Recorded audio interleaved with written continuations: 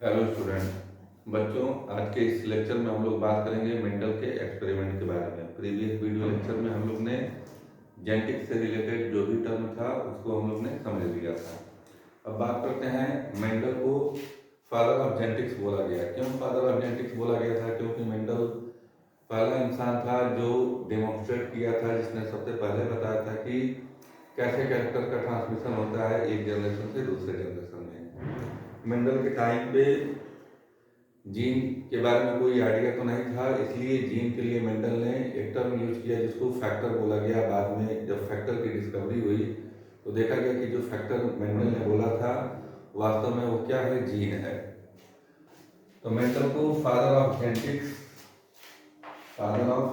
बोला गया। क्यों फादर ऑफ जेनेटिक्स बोला गया? क्यों? क्योंकि मेंडल ने मैकेनिज्म बताया था, मैकेनिज्म ऑफ ट्रांसमिशन। इसके लिए character from one generation to next. क्या मैकेनिज्म है कैरेक्टर ट्रांसफर होने का, ये सबसे पहले मेंडल ने बताया था। और मेंडल ने इसके लिए पी प्लांट का यूज किया था, जिसको पाइथम सटाइबम भी बोलते हैं। दूसरा क्वेश्चन पूछा जाता है आपके कि मेंडल के सक्सेस होने के पीछे का रीजन क्या था। तो रीजन तो बहुत सारे थे, लेकिन कुछ इंपॉर्टेंट रीजन है। जैसे मेंडल ने सबसे पहले जो प्लांट चूज किया वो pure variety of P plant को चूज किया। प्योर वेराइटी का मतलब था कि मेंडल ने जो प्लांट लिया, यानी पी प्लांट को जो चूज किया था, उसमें जो भी कैरेक्टर थे वो प्योर थे, यानी कैरेक्टर का आपस में मिक्सिंग नहीं था। अगर प्लांट टाल है तो टाल दिखता था, ड्वार्फ है तो ड्वार्फ दिखता था, कंट्रास्टिंग कैरेक्टर दिखते थे। राउंड शेप का सीड था, रिंकल था, ग्रीन था, येलो था, तो कैरेक्टर क्लियर विजुअल थे। कैरेक्टर का आपस में किसी तरह का हाइब्रिडाइजेशन नहीं था, कैरेक्टर हाइब्रिड नहीं थे। तो प्योर वेराइटी का पी प्लांट लिया, मतलब पाइथम सटाइगम।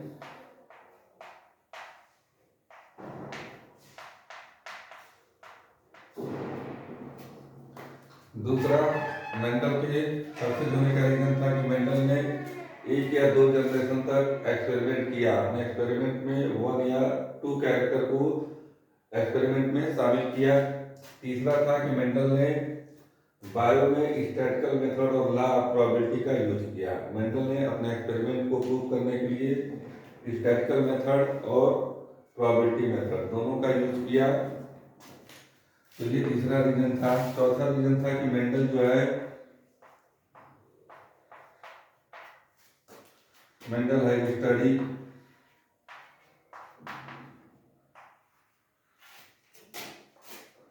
Of inheritance.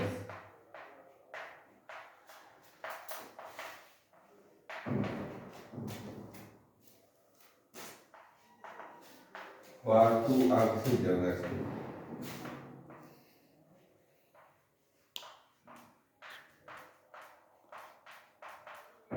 मेंडल ने जो भी कैरेक्टर की स्टडी किया वो कम से कम 2 से 3 जनरेशन तक इनहेरिटेंस पैटर्न की स्टडी किया कि कैसे कैरेक्टर 2 से 3 जनरेशन तक ट्रांसफर होते हैं। तो ये आप नोट डाउन कर लीजिए। फिर मेंडल के हम लोग मोनोहाइब्रिड डाइहाइब्रिड क्रॉस के बारे में बात करते हैं।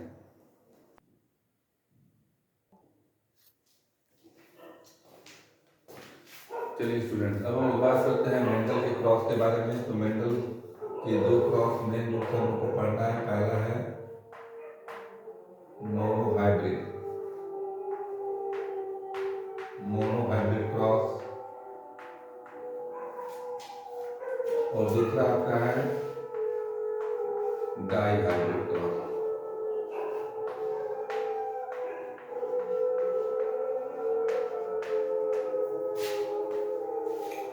क्या मतलब हुआ क्रॉस का? मतलब आप जानते हैं कि दो चीजों का आपस में मिक्स करना। मोनोहाइब्रिड क्रॉस का मतलब हो गया कि मोनो मतलब किसी एक कैरेक्टर को मेंडल ने उठाया और आपस में मिक्स कर दिया। डाइहाइब्रिड में दो अलग अलग कैरेक्टर को लिया और आपस में मिक्स कर दिया। तो मोनोहाइब्रिड क्रॉस को हम लोग बोलते हैं, when we consider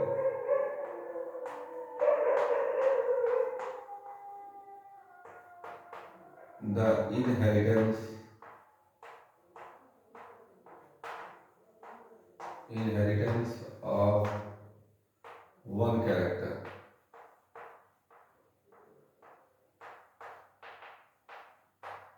at a time in cross। जब एक समय पे केवल एक कैरेक्टर को ही क्रॉस के लिए चूज किया गया तब उसको बोलते थे monohybrid cross. Dihybrid में when we consider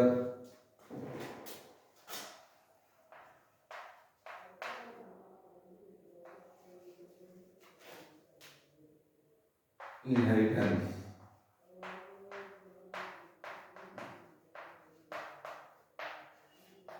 to character, inheritance का मतलब भी आप जानते हैं कि कैरेक्टर कैसे एक जनरेशन से दूसरे जनरेशन में ट्रांसफर होता है।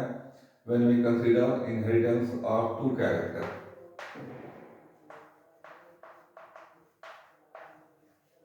at a time in cross।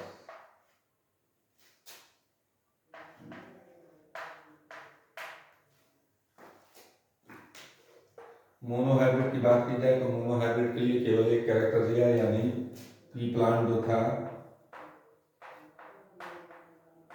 P plant में केवल मेंडल ने हाइट वाले कैरेक्टर को चूज किया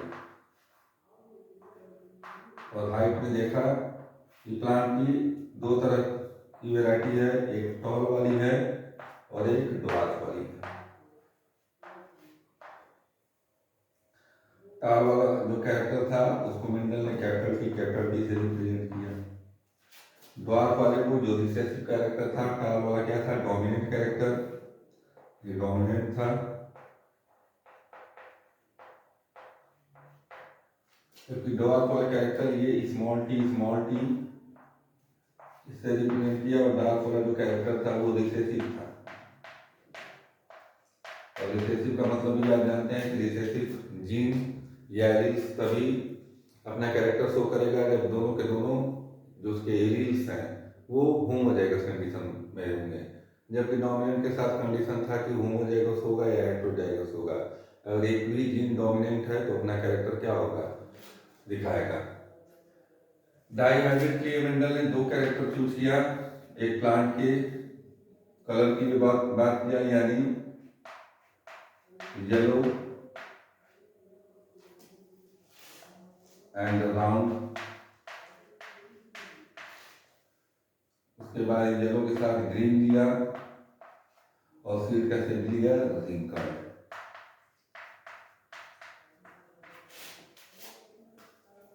येलो के लिए मेंडल ने कैपिटल वाई इससे रिप्रेजेंट किया, राउंड के लिए कैपिटल आर, ग्रीन के लिए इसी के साथ स्मॉल वाई और रिंकल के लिए स्मॉल आर।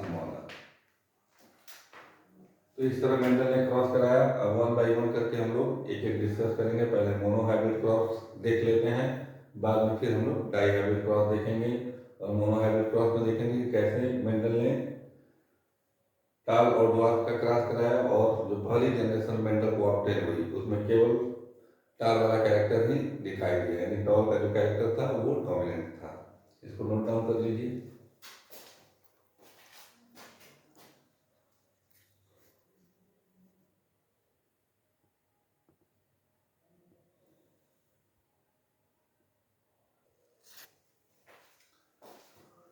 चलिए स्टूडेंट, अब हम लोग बात करते हैं मोनो हाइब्रिड क्रॉस की। तो मोनो हाइब्रिड क्रॉस में मेंडल ने टॉल प्लांट जिसे कैपिटल टी और ड्वार्फ के बीच में क्रॉस करा दिया। ड्वार्फ प्लांट लिया स्मॉल टी और इन दोनों के बीच में क्रॉस कराया। तो जब भी आपको क्रॉस कराना होगा तो पहले आप क्या बनाएंगे, गैमेट बनाएंगे। तो गैमेट में आप जानते हैं कि केवल एक ही पेयर, दो पेयर में से केवल हाफ क्रोमोसोम का नंबर होता है, यानी यहाँ पे कैपिटल टी हो गया एक और यहाँ पे हो गया स्मॉल टी।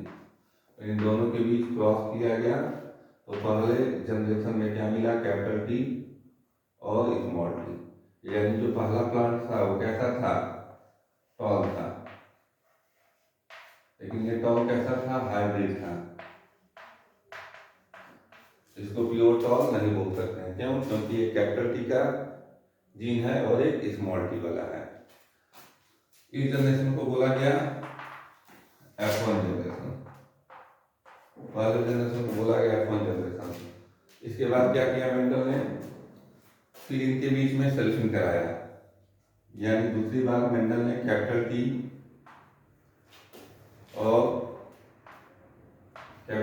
और स्मॉल टी इनके बीच में ही क्रॉस करा दिया। तो जब भी आपको इस तरह के क्रॉस को करना हो तो आप क्या करिए, चेकर बोर्ड बनाइए। चेकर बोर्ड कैसे बनाएंगे, एक तरफ आप लिखिए कैपिटल टी, दूसरी तरफ स्मॉल टी, फिर एक तरफ कैपिटल टी, दूसरी तरफ स्मॉल टी। किसी को मेल किसी को फीमेल आप मान लीजिए। चलिए इधर हमने ले लिया फीमेल, ये वाला जो हो गया ये मेल। अब इसमें क्रॉस कराइए, पहले में क्या मिला, कैपिटल टी, दूसरे में क्या मिला, कैपिटल टी स्मॉल टी, फिर इससे देखिए कैपिटल टी स्मॉल टी, और फिर क्या मिला, स्मॉल टी स्मॉल टी। यानी अगर 4 प्लांट आपको मिलेंगे तो देखिए 1 2 3 4, इन चारों प्लांट में देखिए, चारों प्लांट में 3 प्लांट केवल कैसे थे, टॉल वाले थे। यानी 3 प्लांट कैसे थे, टॉल वाले, और एक प्लांट कैसा था, ड्वार्फ। 3 प्लांट टॉल वाले और एक प्लांट कैसा था, ड्वार्फ का।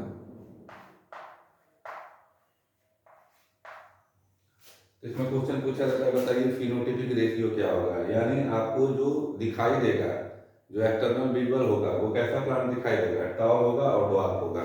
तो ये जो रेशियो है, कैसा रेशियो है, फिनोटाइप का, फिनोटाइप।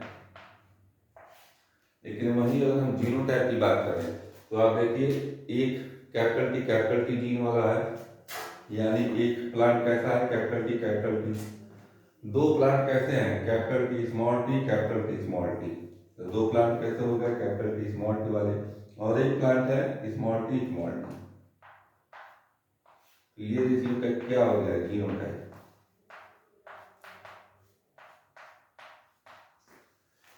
मोनो हाइब्रिड क्रॉस के बेस पे मेंडल ने 2 इंपॉर्टेंट रूल दिया, उसको आगे हम डिस्कस करेंगे। लॉ ऑफ डोमिनेंसी का रूल था और लॉ ऑफ सेग्रीगेशन का रूल दिया कि गैमेट जो है सेग्रीगेट हो जाते हैं आपस में, कभी भी कैरेक्टर एक दूसरे के साथ मिक्स नहीं होते हैं। कैरेक्टर साथ में जरूर रहते हैं, लेकिन जब भी गैमेट फॉर्मेशन का समय आएगा, 1-2 जनरेशन के बाद जो कैरेक्टर छुपा हुआ था वो कैरेक्टर क्या होगा, रीअपियर हो जाएगा।